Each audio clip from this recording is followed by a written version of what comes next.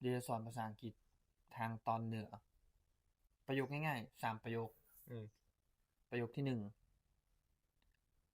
will go go go คำอ่านจะไปแปลว่าห้ามไปอย่าไปมาจ่ายละมั่วละไอ้ครับวิวไปอืมคือ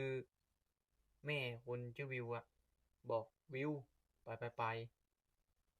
จะไปมาใกล้วิวไปเข้าใจปะประโยคที่2 will go คำอ่านจะไปมาแปลว่าห้ามมาอย่ามาตรงนี้มาจ่ายวิวโกคำแต่ว่าวิวไปค่ำเด้อวิวไปค่ำแบบไปตอนค่ำไงตอนเช้าร้านยังบ่เปิดประโยคที่3อันนี้สุดท้ายแล้วฟัง will go คำ walk จะไปมาเดิน will go คำ walk